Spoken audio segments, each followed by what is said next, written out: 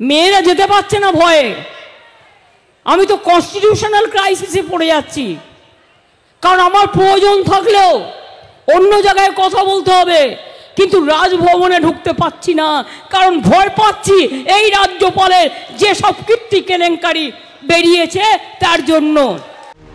রাজভবন কাণ্ডে ফের সরব মুখ্যমন্ত্রী মমতা বন্দ্যোপাধ্যায়। তার দাবি, প্রয়োজন থাকলেও রাজভবনে যেতে পারছেন না তিনি, কারণ রাজভবনে যেতে তিনি ভয় পাচ্ছেন।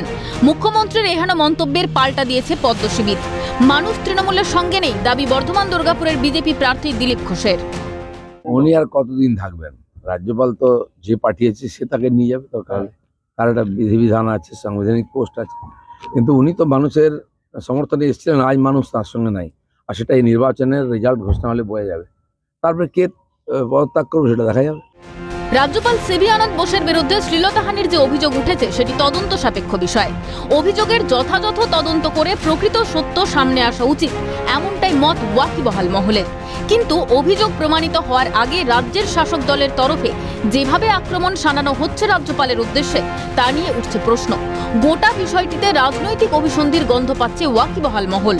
অথচ সন্দেশখালীতে নারী নির্যাতনের ভুরি ভুরি অভিযোগ উঠলেও তা নিয়ে কোনো পদক্ষেপ করতে দেখা যায়নি রাজ্য প্রশাসনকে, বরং অভিযুক্তদের আড়াল করতে চেষ্টার কোনো কসুর করেনি ঘাসফুল শিবির, এমনটাই অভিযোগ বিরোধীদের।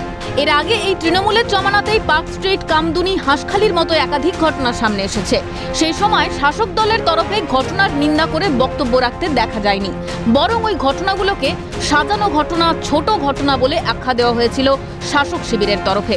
এই পরিস্থিতিতে স্বভাবতই প্রশ্ন উঠছে যে রাজভবন কাণ্ড নিয়ে কেন এত সরব শাসক শিবির।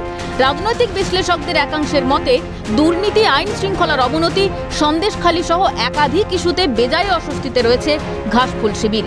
সেজন্যই কি রাজভবন কাণ্ড নিয়ে সুর চড়াচ্ছে শাসক শিবির? জনগণের নজর ঘোরানোর চেষ্টা? এই প্রশ্নই তুলছে ওয়াকিবহাল মহল।